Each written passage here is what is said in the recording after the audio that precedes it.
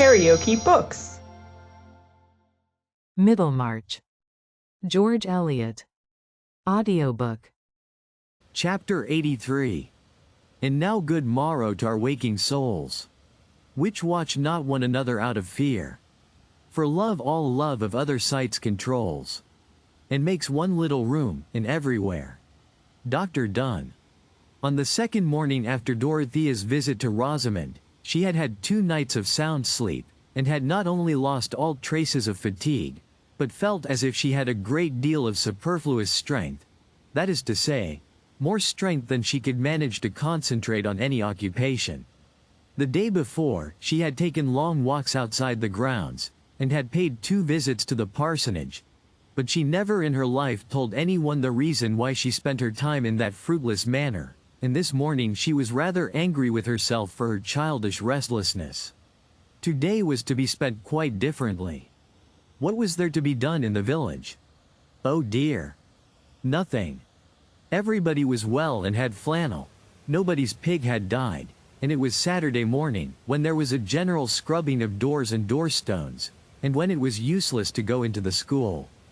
But there were various subjects that Dorothea was trying to get clear upon, and she resolved to throw herself energetically into the gravest of all. She sat down in the library before her particular little heap of books on political economy and kindred matters, out of which she was trying to get light as to the best way of spending money so as not to injure one's neighbors, or, what comes to the same thing, so as to do them the most good. Here was a weighty subject which, if she could but lay hold of it, would certainly keep her mind steady. Unhappily her mind slipped off it for a whole hour, and at the end she found herself reading sentences twice over with an intense consciousness of many things, but not of any one thing contained in the text. This was hopeless. Should she order the carriage and drive to Tipton? No, for some reason or other she preferred staying at Lowick. But her vagrant mind must be reduced to order. There was an art in self-discipline, and she walked round and round the brown library considering by what sort of maneuver she could arrest her wandering thoughts. Perhaps a mere task was the best means, something to which she must go doggedly. Was there not the geography of Asia Minor, in which her slackness had often been rebuked by Mr. Casaubon? She went to the cabinet of maps and unrolled one. This morning she might make herself finally sure that Paphlagonia was not on the Levantine coast, and fix her total darkness about the Chalybes firmly on the shores of the Euxine. A map was a fine thing to study when you were disposed to think of something else, being made up of names that would turn into a chime if you went back upon them. Dorothea set earnestly to work, bending close to her map, and uttering the names in an audible, subdued tone, which often got into a chime.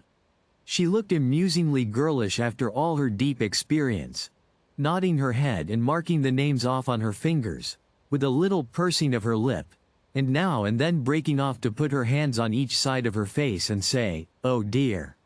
Oh dear!" There was no reason why this should end any more than a merry-go-round, but it was at last interrupted by the opening of the door and the announcement of Miss Noble. The little old lady, whose bonnet hardly reached Dorothea's shoulder, was warmly welcomed, but while her hand was being pressed she made many of her beaver-like noises, as if she had something difficult to say. "Do sit down," said Dorothea, rolling a chair forward. "Am I wanted for anything? I shall be so glad if I can do anything." "I will not stay," said Miss Noble, putting her hand into her small basket, and holding some article inside it nervously. "I have left a friend in the churchyard." She lapsed into her inarticulate sounds, and unconsciously drew forth the article which she was fingering. It was the tortoise-shell lozenge box, and Dorothea felt the color mounting to her cheeks.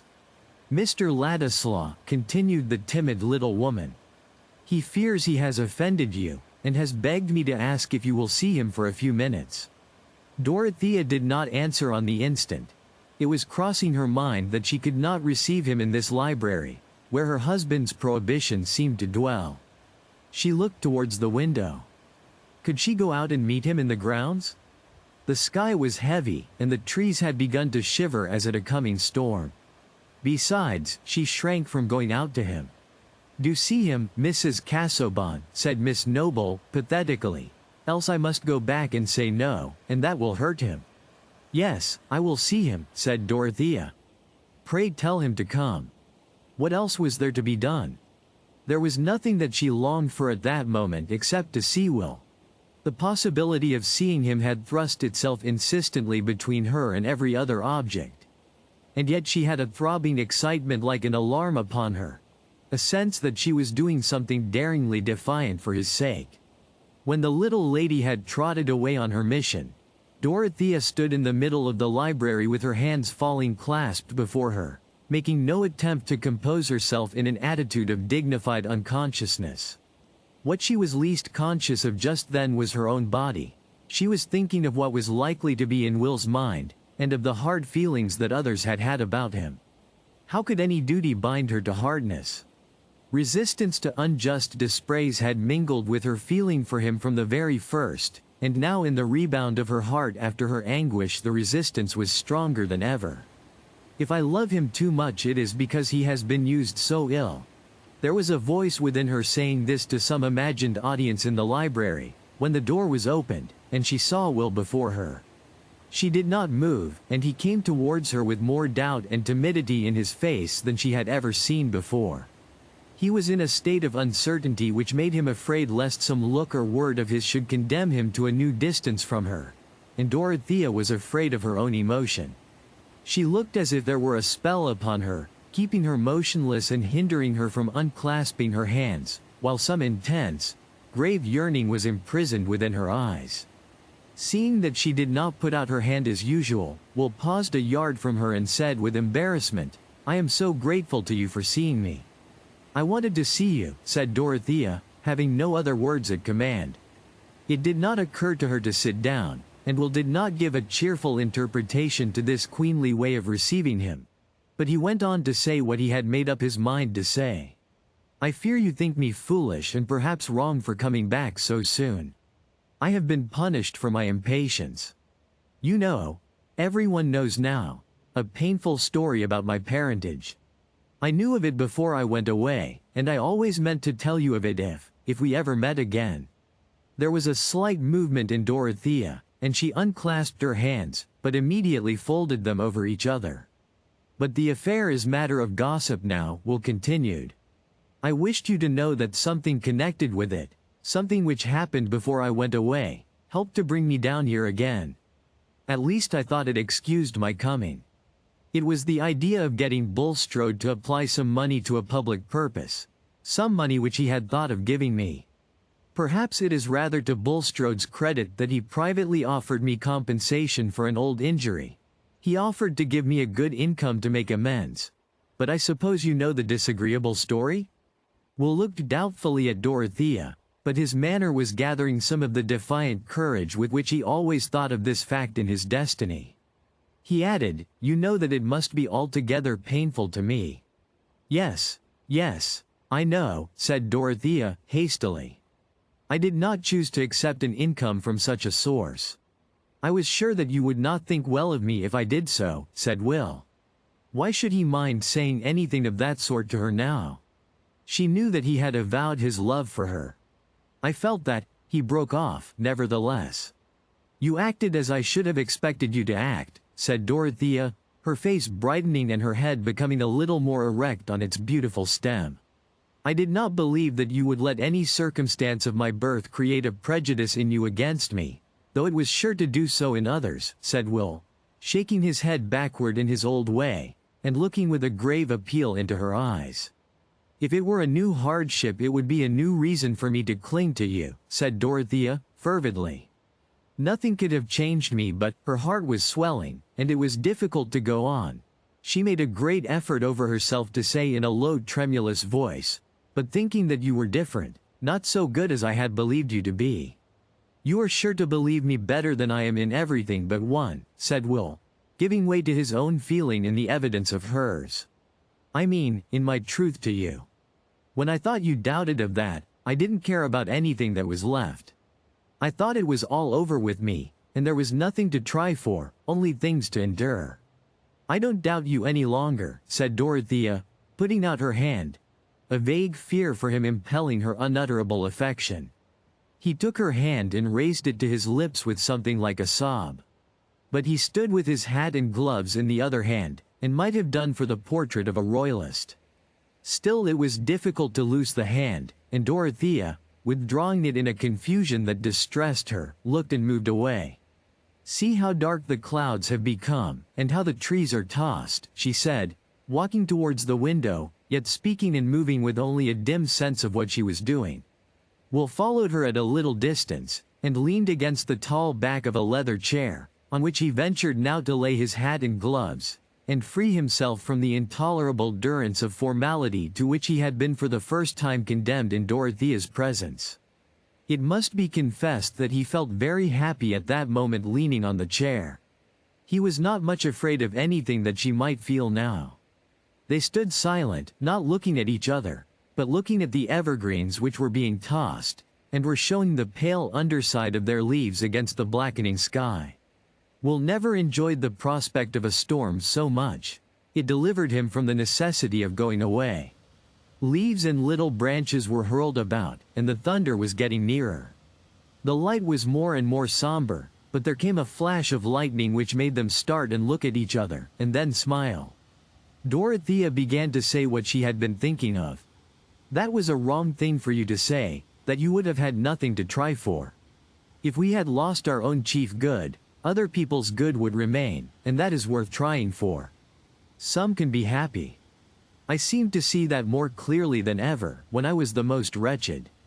I can hardly think how I could have borne the trouble, if that feeling had not come to me to make strength.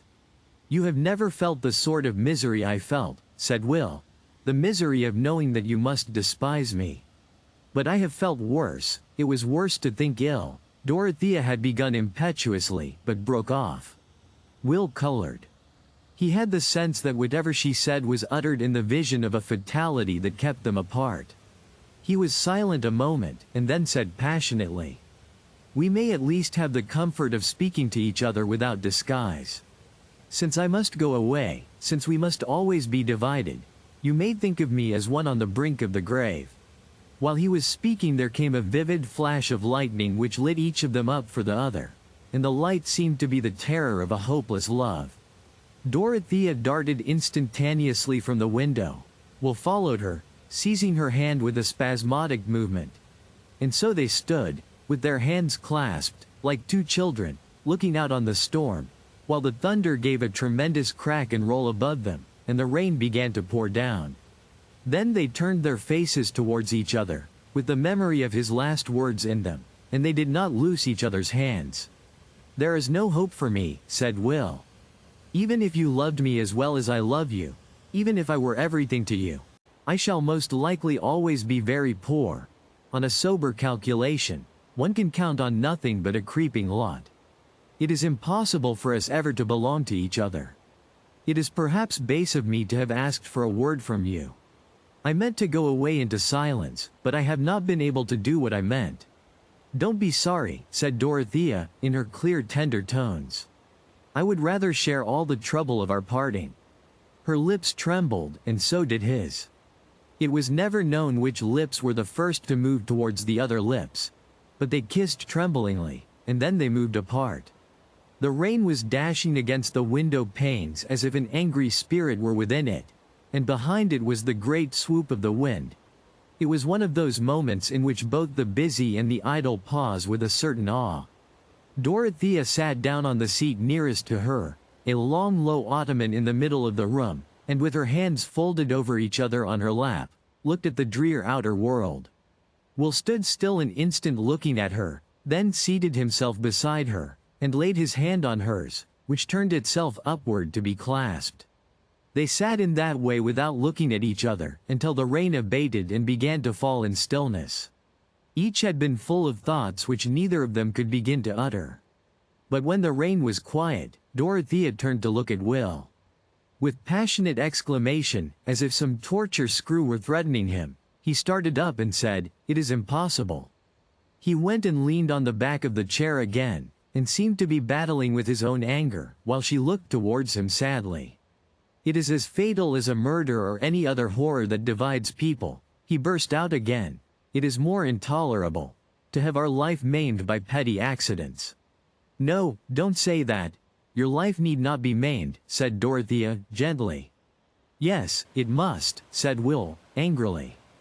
It is cruel of you to speak in that way, as if there were any comfort. You may see beyond the misery of it, but I don't. It is unkind. It is throwing back my love for you as if it were a trifle, to speak in that way in the face of the fact. We can never be married. Sometime, we might, said Dorothea, in a trembling voice. When? Said Will, bitterly. What is the use of counting on any success of mine? It is a mere toss-up whether I shall ever do more than keep myself decently, unless I choose to sell myself as a mere pen and a mouthpiece. I can see that clearly enough. I could not offer myself to any woman, even if she had no luxuries to renounce. There was silence. Dorothea's heart was full of something that she wanted to say, and yet the words were too difficult.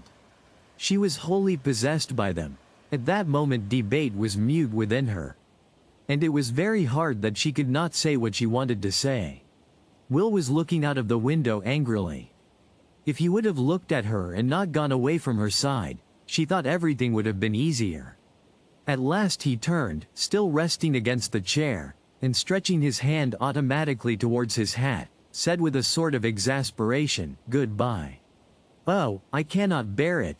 My heart will break," said Dorothea, starting from her seat, the flood of her young passion bearing down all the obstructions which had kept her silent, the great tears rising and falling in an instant. "I don't mind about poverty, I hate my wealth."